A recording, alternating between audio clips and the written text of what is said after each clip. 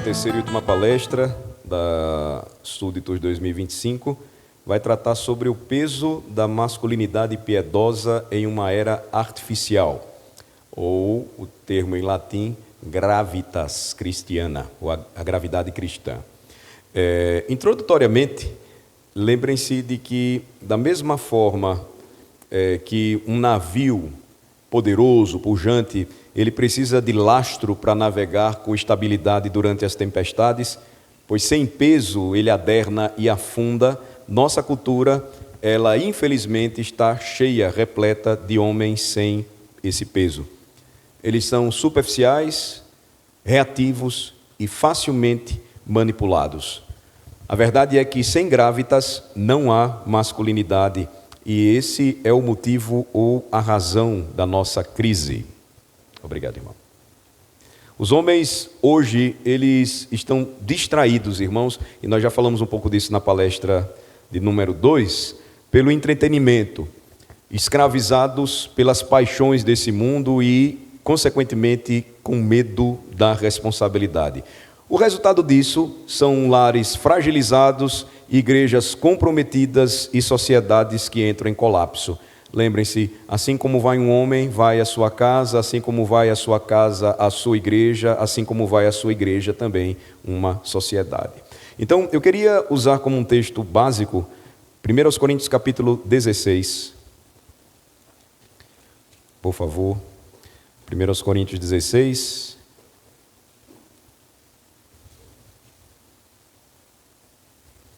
A partir do verso de número 10, nós temos instruções aqui do apóstolo Paulo a homens de Deus e especificamente para fundamentar a nossa palestra, os versículos 13 e 14 que eu irei usar. Então, a partir do versículo 10, 1 Coríntios 16. E se Timóteo for, vede que esteja sem receio entre vós, porque trabalha na obra do Senhor como também eu. Ninguém, pois, o despreze, mas encaminhai-o em paz para que venha ter comigo, visto que o espero com os irmãos. Acerca do irmão Apolo, muito lhe tenho recomendado que fosse ter convosco em companhia dos irmãos, mas de modo algum era vontade dele ir agora. Irá, porém, quando se lhe deparar boa oportunidade. Sede vigilantes, permanecei firmes na fé, portai-vos varonilmente, fortalecei-vos. Todos os vossos atos sejam feitos com amor. Veja que portai-vos varonilmente é uma exortação apostólica e ela tem uma aplicação precisa para os homens cristãos. Mas a pergunta então é, biblicamente, o que seria essa gravidade cristã, ou esse peso do homem de Deus? A Bíblia vai nos mostrar que existem duas palavras que definem esse termo. A primeira delas, no hebraico, kavod, ela literalmente significa peso ou glória. E a Bíblia descreve a presença de Deus dessa forma.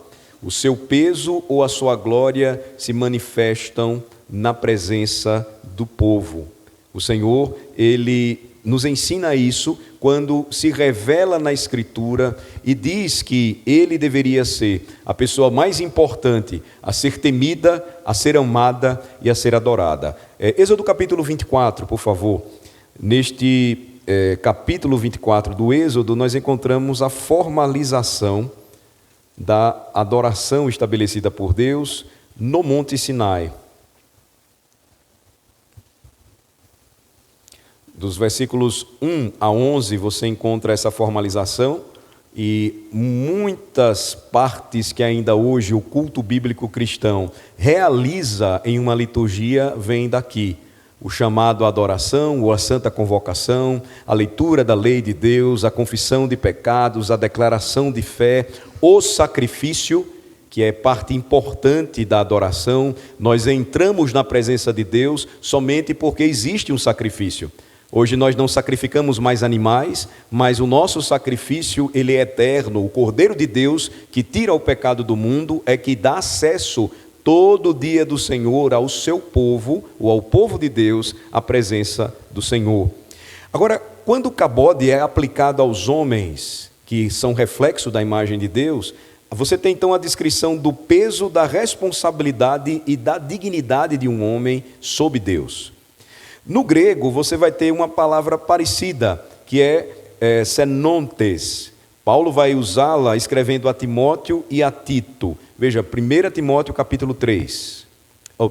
Antes em Êxodo, esqueci de ler para vocês os versículos que eu queria mostrar, 16 e 17, diz assim: E a glória do Senhor pousou sobre o monte Sinai, e a nuvem o cobriu por 6 dias, ao 7º dia do meio da nuvem chamou o Senhor a Moisés, o aspecto da glória do Senhor era como um fogo consumidor no cimo do monte, aos olhos dos filhos de Israel. Após o sacrifício e o servo de Deus Moisés, o mediador, ter tomado o sangue e aspergido parte sobre o povo e dito: este é o sangue da aliança derramado por vós, e ele vai falar sobre isso no versículo de número 8, ele então depois realiza com os homens que sobem com ele para adoração uma refeição pactual, que era chamada de Shelamim, ou sacrifício de paz. Notem que Jesus vai usar a mesma expressão nos evangelhos quando na última Páscoa ele institui a ceia do Senhor e o que ele diz: este sangue é a nova aliança, derramado por vós para a remissão de pecados. Então, depois desse acontecimento, você tem a glória do Senhor pousando ou descendo sobre o monte nos versos 16 e 17. E aí você vai encontrar a palavra kavod, tanto no versículo 16 ou como no versículo 17, e esta palavra, ela traz peso ou gravidade, norte, segurança, direção ao povo. Deus está presente, a sua glória está presente, ele então mostra o seu peso perante o seu povo. O Senhor é santo e, portanto, todos os seus servos deveriam ser santos também. Aí quando você vai para o Novo Testamento, 1 Timóteo agora, capítulo 3, onde você tem as recomendações para o ofício, nós encontramos a palavra semnontes, que é semelhante a kavod. 1 Timóteo capítulo 3, por favor. No verso de número 8, quando você encontra as responsabilidades com respeito aos diáconos, você tem: semelhantemente quanto a diáconos, é necessário que sejam respeitáveis, ou dignos, ou graves, pesados. Veja que a presença de um homem que o qualificaria ao ofício era que ele demonstraria um certo peso de responsabilidade e dignidade debaixo de Deus para exercer aquele ofício. O que era exigido de um presbítero ou de um bispo também era exigido de um diácono. O bom governo da sua casa, sendo marido de uma só mulher e governando bem os seus filhos. Isso indicava seriedade enraizada na reverência de Deus e no seu chamado e vocação. Quando você compara também Tito capítulo 2 com 1 Timóteo, você vai encontrar a mesma palavra, na língua grega, capítulo 2 da carta de Paulo a Tito. Você vai encontrar novamente o termo respeitável, e esse termo também pode ser traduzido por digno ou grave ou pesado. Quanto aos homens idosos, Tito capítulo 2, versículo 2, que sejam temperantes, respeitáveis, sensatos, sadios na fé, no amor e na constância.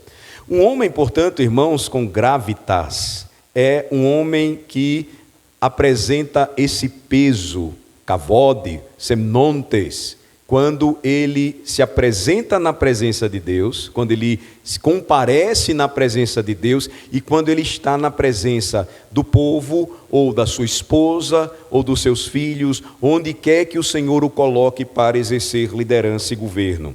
O homem, então, ele encarna de forma vívida esse peso e essa majestade de Deus, sendo o reflexo disso, ou dessa glória, manifesta por meio dele. Lembrem-se, o homem é imagem de Deus, o homem é semelhança de Deus. ele precisa apresentar então essa característica que infelizmente está tão rara em nossos dias.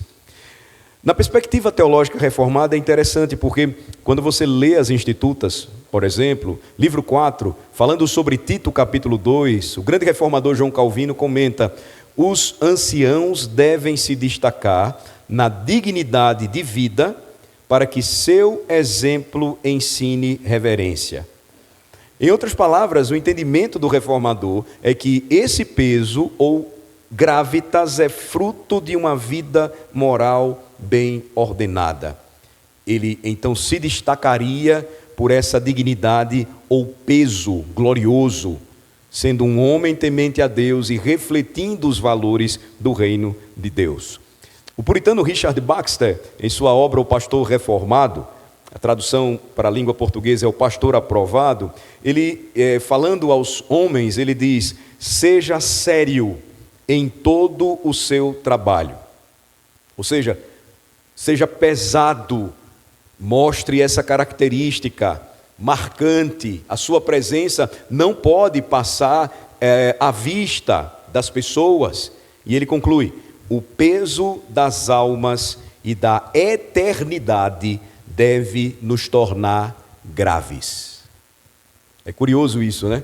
Veja, escrevendo para pastores, Baxter então exorta que em seu trabalho você seja um homem sério. O que é que a gente está percebendo hoje, né? A crise de masculinidade, ela se revela de diversas formas e caracteristicamente de forma triste por meio dos púlpitos. Spurgeon já falava sobre isso no século XIX, em sua famosa Lições aos Meus Alunos. Ele vai dizer que estava acontecendo em seus dias o surgimento de pregadores plumados. Ele usou esse termo. O que seria um pregador plumado? Ele falava como se fosse uma mulher. Ele então não tinha o respeito dos homens. Naquela época, então, as igrejas começaram a sofrer evasão masculina desde então. E a presença feminina foi se tornando maior, e Spurgeon então denuncia isso. Ele diz que o que estava acontecendo é que esses homens gostavam de falar floridamente porque agradava as mulheres, e isso marcava a permanência deles nas igrejas. Nada novo debaixo do sol. E ele diz assim: sejam homens na sua escola de pastores, portem-se como homens e falem como homens. Dificilmente, ele dizia, um homem comum dos nossos dias, um trabalhador, vai passar toda a semana trabalhando duro para sentar-se e ouvir um pregador efeminado. Mas é hoje o que está acontecendo. Ou homens que se vestem de palhaço para pregar a palavra de Deus e ainda celebram o sacramento. Em nossa denominação, tristemente, nós temos pastores que se vestem de palhaços e pregam nos cultos públicos e igrejas. Isso não é gravidade. Isso está longe desse peso, dessa reverência. Desde quando entramos na igreja e os meninos olham para nós e veem: esses são homens que eu quero imitar, esses são homens com os quais eu quero andar, que eu gostaria de ser. Falta isso, irmãos, e é necessário esse resgate, porque infelizmente isso começa tristemente dos púlpitos das nossas igrejas e tem atingido até mesmo igrejas históricas como a nossa amada IPB. O grande liturgista reformado dos nossos dias, já falecido Dr. Hughes Oliphant Oldie, ele escreveu o seguinte, ele disse: a adoração é a escola da teologia. E então ele completa dizendo: por essa razão os ministros devem liderar com peso espiritual visível, modelando reverência diante de Deus. Infelizmente, irmãos, o que temos visto é a substituição desse peso ou seriedade por gracinhas, por palavras que vão deixar as pessoas mais confortáveis, palavras que vão evitar ofender as pessoas, ainda que com isso eu pague um grande preço de não pregar o Evangelho.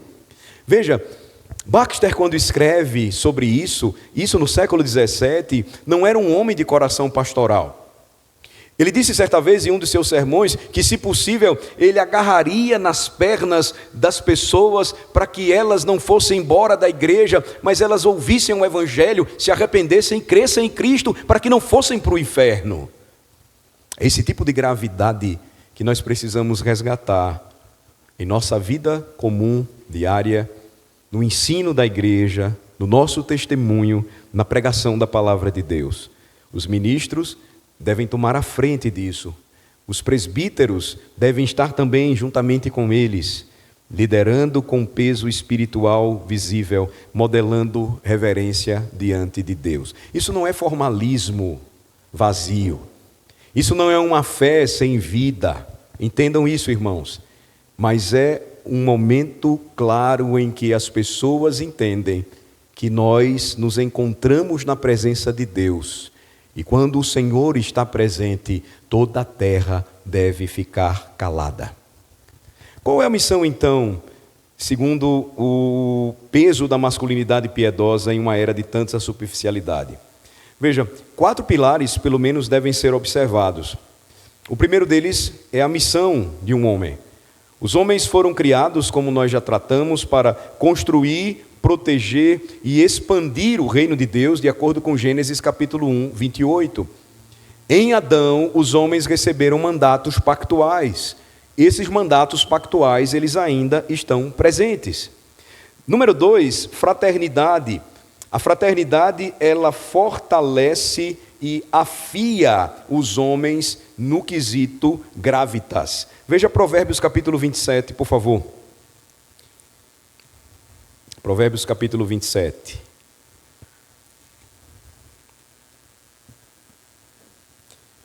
Um provérbio conhecido, como ferro se afia com ferro, é o verso 17. Como ferro com ferro se afia, assim o homem ao seu amigo.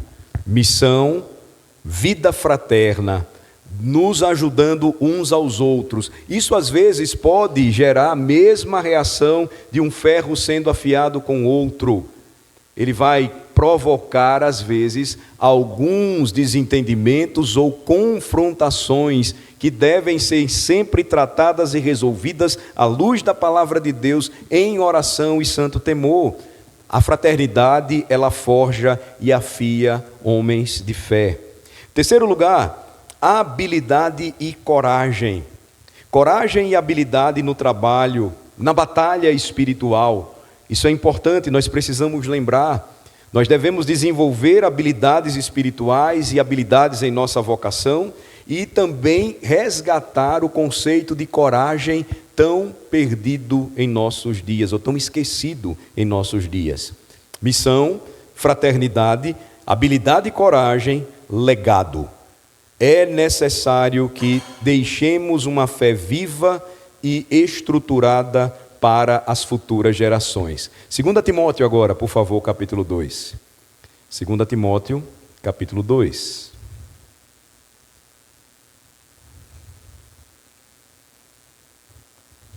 A partir do verso 1, Paulo está escrevendo a um pastor mais jovem, Timóteo, e ele vai dizer: tu, pois, filho meu. Ele se apresenta como um verdadeiro pai, um patriarca para Timóteo. Fortifica-te na graça que está em Cristo Jesus. E aí, observem o verso 2. E o que de minha parte ouviste, através de muitas testemunhas, isso mesmo transmite a homens fiéis e também idôneos. Para quê? Para instruir a outros. Missão, fraternidade, coragem e habilidade e também legado. É necessário que resgatemos urgentemente esses valores cristãos, porque estão firmados na palavra de Deus, meus irmãos, para que uma fé viva e bem estruturada, ela seja transmitida para as futuras gerações. Timóteo deveria receber o que ouviu do apóstolo Paulo e transmitir isso a homens fiéis e também idôneos para instruir também a outros homens. Os homens são chamados sempre na Bíblia a tomar iniciativa na proteção e provisão, exercendo autoridade com coragem e humildade. Esse é o verdadeiro distintivo, irmãos, dessa gravidade ou peso que diferencia o homem de um menino, ou o homem de uma mulher. Homens sem missão permanecem sem peso. Na verdade, gravitas cristiana cresce à medida que os homens abraçam sua tarefa dada por Deus. O homem sem propósito, um homem sem missão, ele permanece fraco, ele perde as suas características básicas de ousadia, de disposição, de amor sacrificial, de serviço. É importante observar esse ponto aqui, para que então enxerguemos como essa gravidade cristã ela é formada. E aqui eu quero trabalhar com você uma tríade de virtudes masculinas. A primeira delas é cultivar positivamente a sabedoria, a habilidade e trabalho e a força. Vamos ver isso então agora de forma mais cuidadosa. Provérbios capítulo 1. Lembre-se que Provérbios é um livro escrito para o treinamento de futuros homens. A expressão filho meu revela a preocupação do rei Salomão de formar futuros homens. Por isso que a linguagem sempre ela é muito caracteristicamente ligada a situações em que os homens precisavam de sabedoria para tomar decisões práticas na vida, com respeito a dinheiro, com respeito à política, com respeito à comida, trabalho, mulheres. Você vai perceber que todo esse contexto, ainda que você tenha uma aplicação ampla para toda a igreja, ela é específica para o treinamento e formação das futuras gerações masculinas. Então, nessa tríade, veja o verso 7 do capítulo 1, nós encontramos a sabedoria. Quando, na introdução do livro de Provérbios, Salomão diz: o temor do Senhor é o princípio do saber, mas os loucos desprezam a sabedoria e o ensino. Nessa tríade de virtudes, a sabedoria envolve a aplicação habilidosa da palavra de Deus. Ninguém nasce sábio. A sabedoria é algo que se aprende e deve se pedir primeiramente a Deus. Tiago escreve às igrejas: você deve pedir sabedoria a Deus, porque Ele dá a todo o que lhe pede e Ele não nega a quem pede a Ele isto. Então, essa aplicação habilidosa da palavra de Deus, em várias situações em que será exigido de nós esse peso, requer sabedoria. Mas também requer humildade e disposição para aprender. Nós, como homens, temos dificuldade quanto a isso, mas nós precisamos aprender a ser ensináveis. Ser ensinável é o caminho da virtude e da sabedoria. Veja um exemplo clássico disso, eu gosto muito sempre de citá-lo. Ele está em 1 Reis, capítulo 3, versículo 9. Vamos para lá. Deixem Provérbios marcado aí e vamos fazer uma comparação aqui com essa famosa história do rei Salomão. 1 Reis, capítulo 3, a partir do verso 3.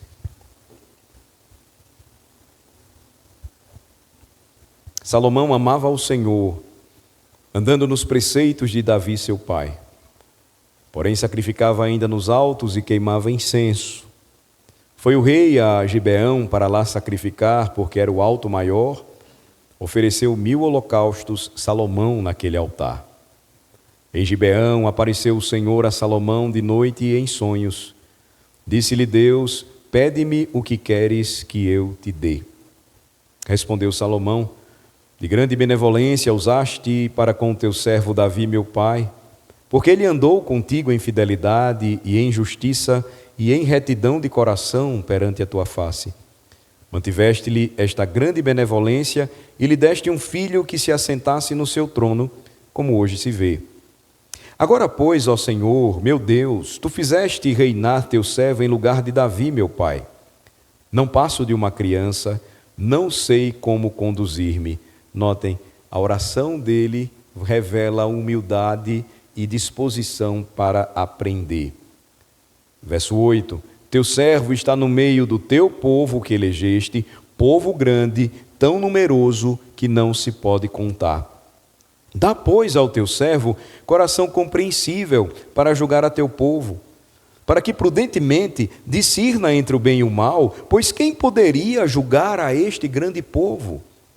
Estas palavras agradaram ao Senhor por haver Salomão pedido tal coisa. Disse-lhe Deus: já que pediste esta coisa e não pediste longevidade, nem riquezas, nem a morte de teus inimigos, mas pediste entendimento para discernires o que é justo, eis que faço segundo as tuas palavras. Dou-te coração sábio e inteligente, de maneira que antes de ti não houve teu igual, nem depois de ti o haverá. Também até o que não me pediste, até o que me não pediste, eu te dou, tanto riquezas como glória. Que não haja teu igual entre os reis, por todos os teus dias, se andares nos meus caminhos e guardares os meus mandamentos, e os meus estatutos e os meus mandamentos, como mandou Davi teu pai, prolongarei os teus dias. Despertou Salomão, e eis que era sonho. Veio a Jerusalém, pôs-se perante a arca da aliança do Senhor, ofereceu holocaustos, apresentou ofertas pacíficas e deu um banquete a todos os seus oficiais. Aqui você tem um exemplo da oração de Salomão por discernimento. E nós precisamos olhar os textos cuidadosamente, porque normalmente o que nós ouvimos sobre a história de Salomão foi que ele teve um destaque diferente dos demais jovens de seu tempo. Imagine hoje se um jovem tivesse a oportunidade que Salomão teve dada por Deus. É possível que ele pedisse coisas diferentes, aquelas que Deus disse, Salomão não pediu: vida longa, riquezas, a morte dos seus inimigos, e não pedisse entendimento. E aí logo nós dizemos, mas Salomão foi um menino diferente, um homem diferente, mesmo sendo muito jovem, ele pediu aquilo que normalmente jamais pediríamos se fôssemos jovens. Mas será que foi assim mesmo? Salomão teve um insight e de repente ele disse: olha, eu tenho muitas coisas porque pedi ao Senhor, mas é melhor pedir entendimento. E isso agradou a Deus? Voltem para Provérbios agora e vejam o capítulo 4 comigo. Capítulo 4, verso de número 1.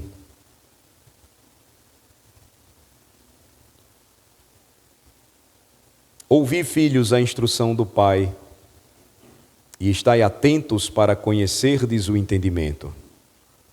Porque vos dou boa doutrina, não deixeis o meu ensino. Quando eu era filho, em companhia de meu pai, tenro e único diante de minha mãe, então ele me ensinava e me dizia: retenha o teu coração as minhas palavras, guarda os meus mandamentos e vive. Adquire a sabedoria, adquire o entendimento, e não te esqueças das palavras da minha boca, nem delas te apartes. Não desampares a sabedoria, e ela te guardará. Ama e ela te protegerá. O princípio da sabedoria é: adquire a sabedoria, sim, com tudo o que possuis, adquire o entendimento, estima e ela te exaltará. Se a abraçares, ela te honrará. Dará à tua cabeça um diadema de graça e uma coroa de glória te entregará.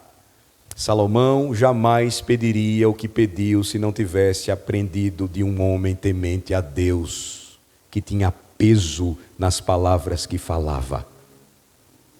Ele descreve o seu pai em sua oração ao Senhor, em 1 Reis, como um homem que caminhava com Deus, que temia a Deus, segundo o coração de Deus. E desde cedo ele ensinou o seu filho de que a sabedoria é mais importante do que o ouro, do que a prata, do que a longevidade, do que a vitória sobre os seus inimigos. Salomão fez aquilo que aprendeu de seus pais, ou de seu pai, especialmente falando. Ele teve um patriarca que temia a Deus, ensinando a ele o caminho da vida. Vocês percebem a responsabilidade que nós temos, enquanto homens de Deus, de transmitir às futuras gerações os valores do reino dos céus? Eles não vão aprender sozinhos. Nós não podemos entregar essa responsabilidade aos professores de escola dominical, eles vão fazer o trabalho de nos ajudar, de nos fortalecer nisso, mas a responsabilidade maior nem é do pastor, nem dos presbíteros, nem dos professores de escola dominical, é nosso enquanto pais. Salomão não pediria nada diferente se ele não tivesse sido instruído por seu pai a priorizar a sabedoria. E isso agradou a Deus, e Deus então deu a ele todas as outras coisas. Essa é a primeira tríade virtuosa, sabedoria, que forma então essa gravidade ou esse peso no coração de um homem temente a Deus. A segunda delas é habilidade e trabalho. Veja Colossenses capítulo 3 agora, por favor. Colossenses capítulo 3. Colossenses 3.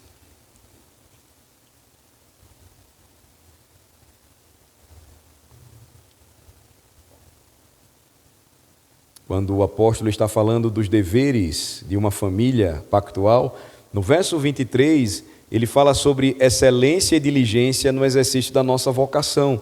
Tudo quanto fizerdes, fazei-o de todo o coração, como para o Senhor e não para homens, cientes de que recebereis do Senhor a recompensa da herança, a Cristo o Senhor é que estáis servindo. O homem com este peso, ele constrói e serve com competência, ele exerce excelência e diligência no exercício de sua vocação, ele tem caracteristicamente essa habilidade e também esse envolvimento em seu trabalho.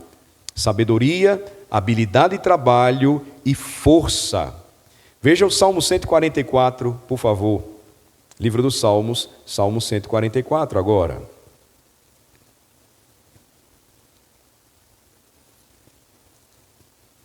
No Salmo 144, verso de número 1, neste Salmo de Davi, ele começa dizendo: bendito seja o Senhor, rocha minha, que me adestra as mãos para a batalha e os dedos para a guerra. Minha misericórdia e fortaleza minha, meu alto refúgio e meu libertador, meu escudo em quem confio e quem me submete o meu povo. Força faz então forma então essa tríade virtuosa que caracteristicamente aponta para a resiliência física, emocional e espiritual de um homem que possui este peso ou esta gravidade cristã. A fraqueza nos enfraquece enquanto líderes. A fraqueza destrói o nosso respeito perante as pessoas que estão sob a nossa responsabilidade. Mas a Bíblia nos chama à resiliência espiritual, emocional, física diante dos desafios.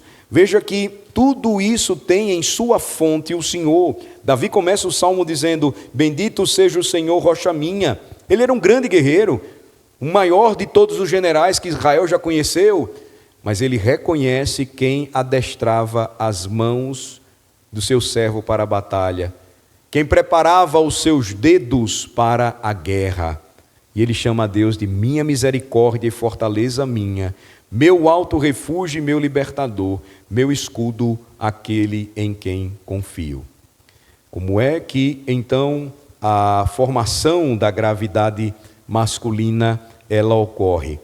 Quando cultivamos positivamente, em primeiro lugar, essa tríade das virtudes cristãs: sabedoria, habilidade de trabalho e força. Agora, em segundo lugar, quando rejeitamos comportamentos negativos.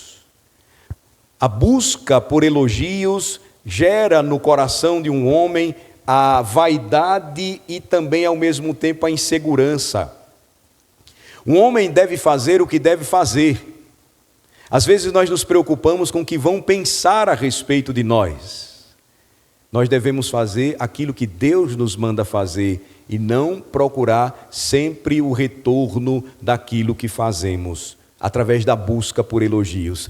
Tem homens que só vivem disso, ou se alimentam disso. Eles são líderes, mas eles ficam extremamente decepcionados se eles não têm reconhecimento. Veja como isso é interessante.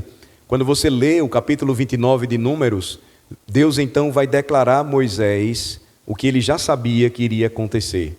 Ele vai dizer então com detalhes: Moisés, assim como a geração que você fez parte não vai entrar na terra, eu também vou dizer os detalhes do que vai acontecer contigo também. Você não vai entrar. É impressionante essa passagem. Vamos para lá e vamos usá-la como exemplo. Números 29.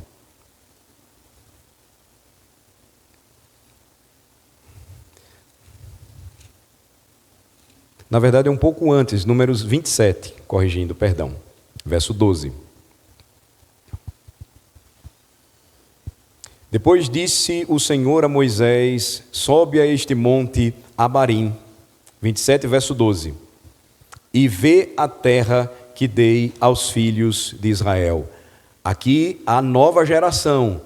Porque quando o povo em sua murmuração disse: o Senhor nos trouxe aqui para nos matar e matar os nossos filhos no deserto, o Senhor então trouxe juízo naquela revolta de Datã, Corá e Abirão, e ele vai dizer: vocês não vão entrar, mas porque vocês disseram que os seus filhos não entrarão, eles irão entrar.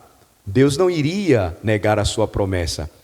Então, os filhos aqui não seriam aqueles que saíram como uma primeira geração do Êxodo, ou através do Êxodo, da escravidão do Egito. Moisés então sobe ao Monte Abarim e ele contempla a terra que mana leite e mel.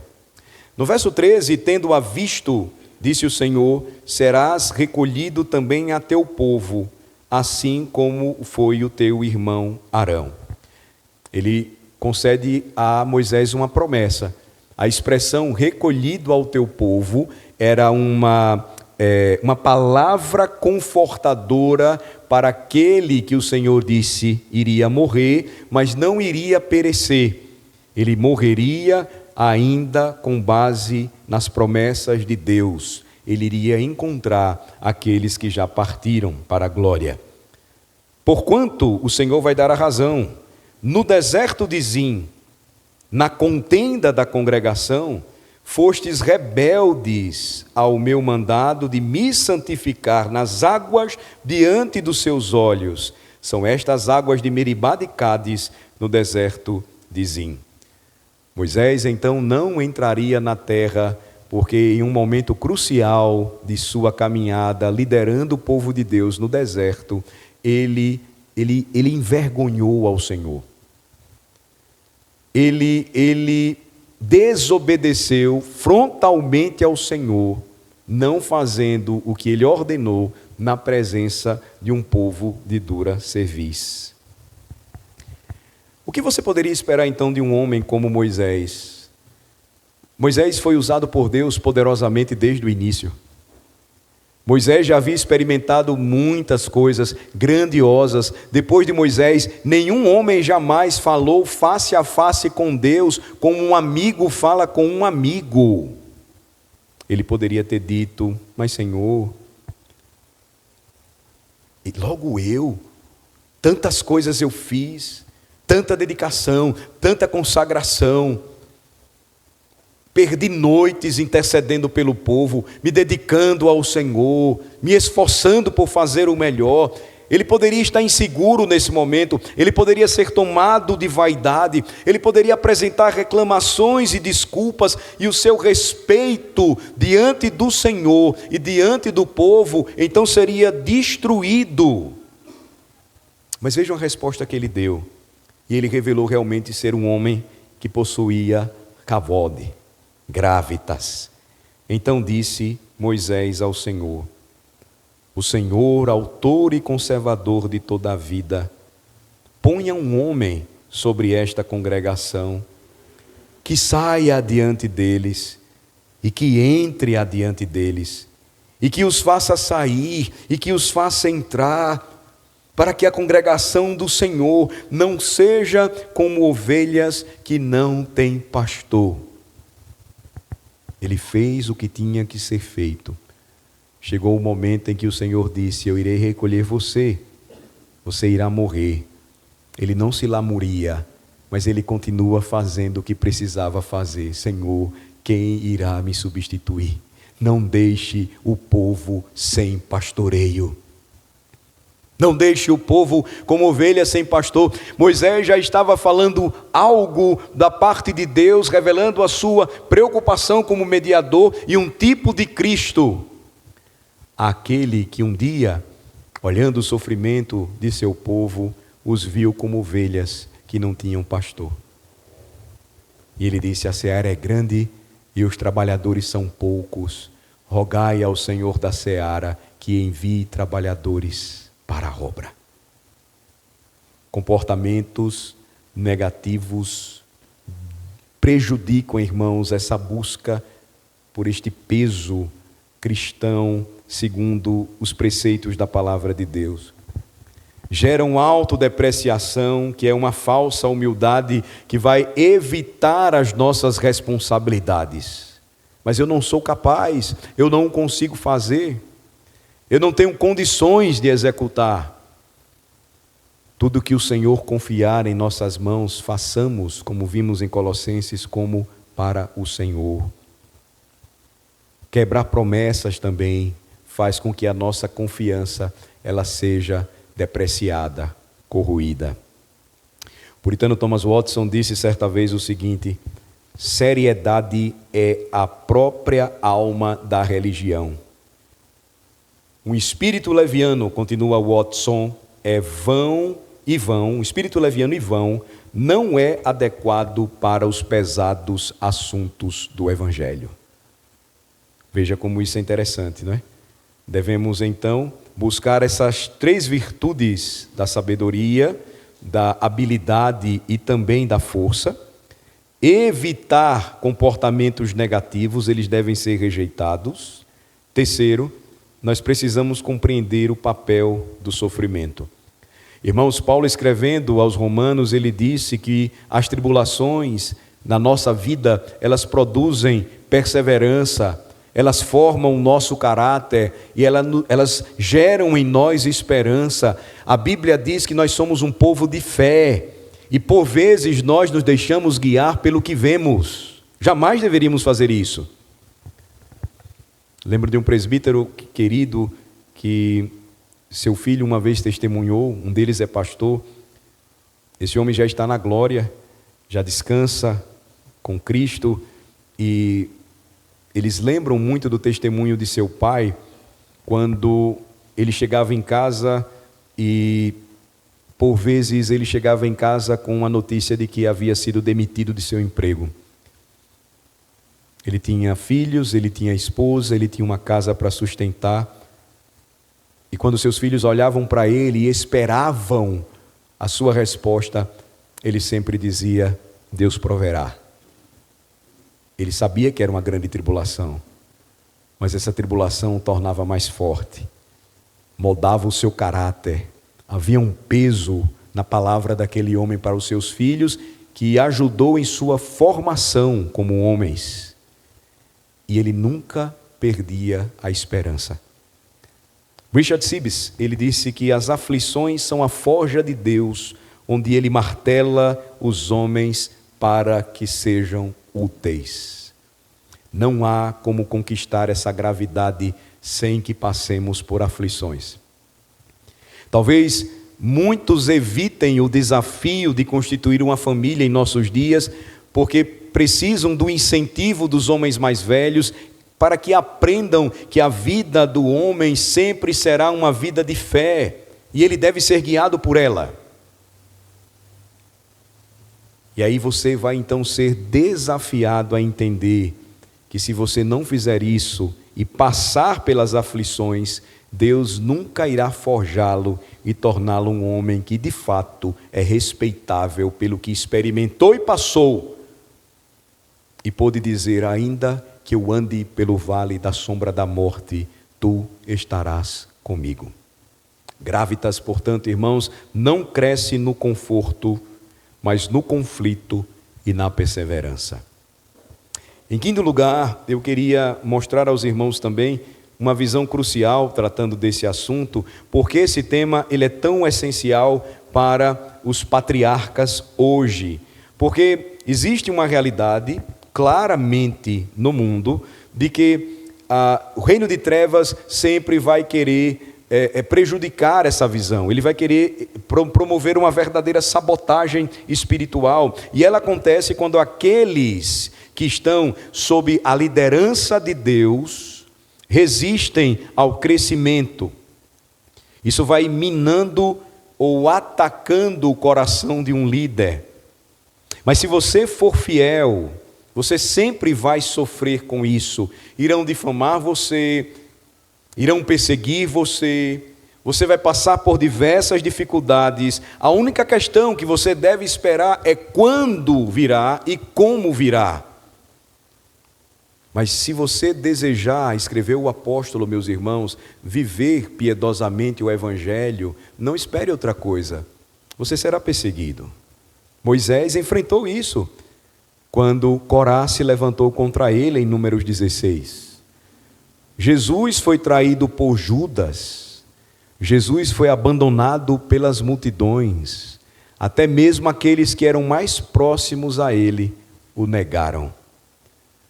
Você só precisa esperar quando e como isso acontecerá. Mas a resposta de fé que você dará revelará o peso que um homem de Deus ele possui, porque ele recebe do próprio Deus. Esse conceito, irmãos, vai nos ajudar então a sermos resistentes, porque líderes sem força e coragem, consequentemente sem esse peso, eles vão reagir sempre emocionalmente às críticas. E isso vai fazer com que eles fiquem na defesa sempre e eles sejam amargurados constantemente. Às vezes a gente não percebe isso, mas as nossas amarguras na vida cristã, os problemas que nós não sabemos tratar e resolver nas igrejas e que nós compartilhamos irrefletidamente com nossas esposas e filhos, os tem afastado e muito. Não são poucos os filhos que dizem: eu não quero viver e conviver num lugar que fez o meu pai tanto sofrer. É diferente quando nós reagimos de forma semelhantemente aos servos de Deus que, caminhando com ele, ganharam esse peso cristão. Grávidas capacitam um homem a permanecer sempre calmo sob os ataques. Provérbio 16, verso 23 diz o seguinte, Provérbio 16, verso 23, o coração do sábio é mestre de sua boca e aumenta a persuasão de seus lábios. Ele sempre estará calmo diante dos ataques que tentam destruí-lo. Ele vai liderar sempre com firmeza em meio ao caos. Ele sempre vai responder com convicção bíblica em vez dos impulsos emocionais do coração. A estabilidade emocional, então, de um patriarca maduro é como aquele lastro da ilustração da nossa introdução para guiar um navio. A estabilidade emocional de um líder espiritual maduro, ele é o lastro para conduzir firmemente a sua família, a igreja, qualquer governo. E isso nos conduz, então, a algumas considerações, irmãos. A primeira delas, eu preciso desenvolver em minha vida esse lastro emocional através das disciplinas espirituais. Por vezes, eu não faço a minha meditação e leitura da Bíblia como deveria, não oro como deveria, não vejo a adoração como aquilo que é mais importante na minha vida e que me leva a declarar publicamente para os meus e para o mundo: Deus é mais importante do que tudo que tenho, meus bens, meu tempo, minha vida, tudo. Quando eu começo a focar nisso e a exercitar isso, eu vou desenvolvendo esse lastro que vai guiando a mim e a minha casa. Eu devo então esperar a reação do mundo e as sabotagens que virão como parte da provação de um líder que tem buscado ser obediente a Deus e fiel. E eu devo compreender que quanto mais eu vou ficando forte, eu vou protegendo a missão que o Senhor me confiou, e eu vou prevenindo toda e qualquer cisma ou divisão. Veja como isso é importante na prática.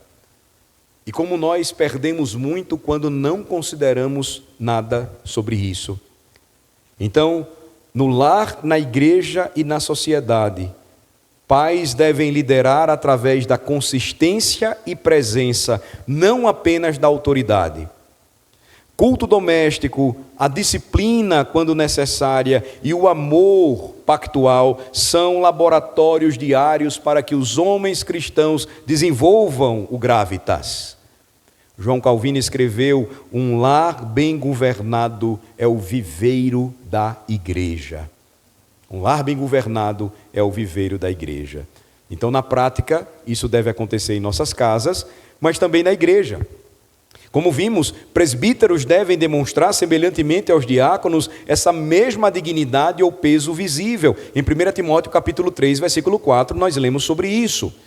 O culto deve ser marcado por reverência e peso, não por trivialidade. É um encontro pactual com o Senhor de toda a terra. É o encontro pactual com o Deus que nos salvou. É o Rei Jesus Cristo nos convocando para a adoração. E isso não é trivial. Precisa estar envolto a reverência e o peso da glória de Deus. O culto da igreja é onde a doutrina ganha vida. É onde nós começamos a experimentar tudo aquilo que cremos. Se esse exercício não for uma constante em nossas vidas, nós não iremos suportar. Pastores passam pela mesma experiência que eu como pastor. Quando nós encontramos homens de fé, já velhinhos, e eles estão em suas casas, já enfermos ou nos hospitais, e nós achamos que estamos indo lá como pastores para confortá-los. Mas o peso, irmãos, da presença deles é tamanha que nós saímos de lá confortados. A fé deles é tão viva que nós saímos de lá animados, cheios de esperança. O culto da igreja é onde a doutrina ganha vida. Não é sem razão que a maior causa do sofrimento desses homens é quando eles dizem: pastor, eu sinto tanta falta do culto, eu sinto tanta falta da igreja. Aquilo que por vezes, irmãos, a gente negligencia. Por uma pescaria, por uma praia, por uma viagem sem qualquer sentido, por simplesmente ficar em casa, porque o futebol às vezes é mais importante para a gente do que aquilo que o Senhor nos convoca a fazer com reverência e esse peso masculino de um servo de Deus. Adorar e exaltar o Senhor de toda a terra. Na sociedade, essa gravidade então ela resiste à trivialidade da cultura moderna. E com isso, homens crentes devem se envolver com política, negócios, música, arte, economia. Como portadores da glória de Deus, eles devem, no exercício de suas habilidades vocacionais, ocupar esses espaços, dominar, onde homens ímpios estão fazendo esse papel. E veja, não necessariamente faremos isso apenas se ocuparmos lugares de destaque. No exercício comum das nossas vocações, nós somos chamados a testemunhar como portadores da glória de Deus, esse peso e essa gravidade gloriosa que nos foi legada. E deverá então ser passada através das gerações. Homens assim, irmãos, com este peso, eles deixam legados duradouros. Vocês conhecem a galeria desses heróis da fé em Hebreus capítulo 11. À medida que você vai lendo, você vai percebendo homens de peso cuja fé moldou a história. Eu não sei se você sabe, mas Wittenberg, nos dias de Lutero, quando ele afixou nas portas da catedral de Wittenberg, era uma convocação para um debate acadêmico, as suas famosas 95 teses. Wittenberg tinha, sabe quantos habitantes? 4.000. Apenas 4.000 habitantes. A partir de uma pequena cidade, o Senhor então promoveu o maior avivamento que a igreja já conheceu na era moderna. Na verdade, inaugurou a chamada era moderna. Então, irmãos, nosso objetivo, lembrem-se, não é ser lembrado pela fama. Quando começaram a chamar a Igreja de Cristo de luterana, Lutero ficou indignado. Ele disse: eu, um saco de cocô, em outras palavras, foi o que ele disse. Um saco de esterco, ter o meu nome, substituindo o nome do meu Salvador, eu não admito. Ele não aceitou, não. Depois o nome ficou cunhado, mas ele não queria. Por quê? O peso que ele queria apresentar como um líder, como um pregador, como um mestre, não deveria ser lembrado por fama, mas o registro de que ele foi um homem fiel naquilo que se propôs a fazer no temor do Senhor. Conclusão para a gente, irmãos, e eu diria que é um chamado a reagirmos. Gravitas é o peso espiritual do caráter piedoso de um homem de Deus. Ele é forjado através da sabedoria, habilidade, força, mas também através do sofrimento. Ele capacita homens a liderar corajosamente em meio à sabotagem mundana e decadência cultural dos nossos dias. Nós já vimos isso.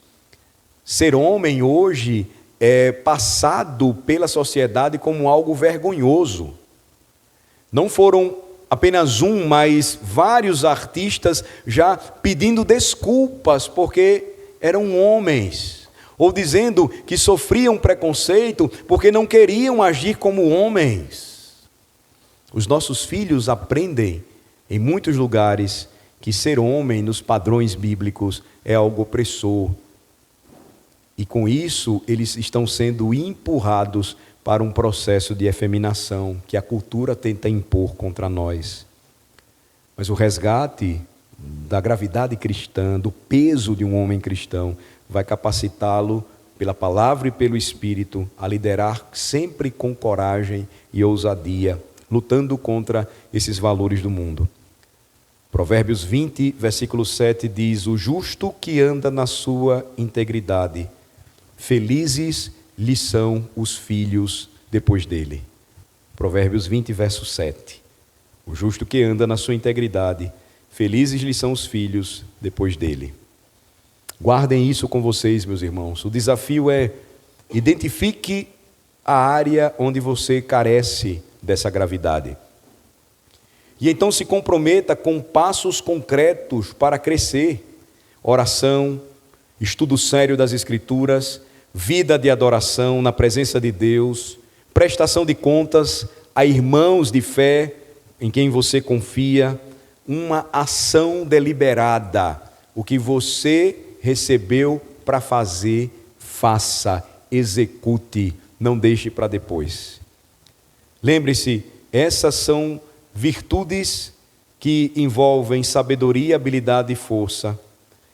Esses são passos que nós podemos dar como homens de Deus para não somente forjar esse caráter cristão em nós, mas também ajudar os mais jovens a buscarem o mesmo. Que Deus nos abençoe e que tudo aquilo que nós aprendemos aqui seja apenas para nos despertar a buscar conhecer mais e a fortalecer mais aquilo que a Bíblia chama de verdadeira masculinidade em Cristo Jesus. Vamos orar. Senhor, nós bendizemos o Teu nome por esse momento que nos concede. Passamos juntos aqui, manhã e tarde, estudando sobre a masculinidade piedosa e como ela é descrita em termos do patriarcado bíblico, em termos da gravidade de um homem cristão, em termos do conflito que sempre existirá entre bons e maus líderes, entre bons e maus pais. Nos ajuda, Senhor, e que a sabedoria que vem do alto nos seja dada, que o temor do Senhor, que é o princípio desta sabedoria, seja algo real e experimental entre nós, e que naquilo que temos falhado, e somos todos falhos e pecadores. Que o Senhor nos ajude e nos corrija, tratando o nosso coração e fortalecendo em nós o resgate desse papel tão importante e precioso que é a figura de um homem que teme ao Senhor e que lidera o seu lar em temor, sua esposa e filhos, que lidera a igreja, que prepara jovens para que sejam os seus sucessores, assim como Moisés rogou ao Senhor e o Senhor já estava forjando aquele homem que andou tanto tempo com Moisés e Josué. Em nome de Jesus que nós rogamos isso, com perdão dos nossos pecados, Senhor, e profunda gratidão em nossa alma. Amém. Igreja Presbiteriana, desde 1859, transformando vidas com a palavra de Deus.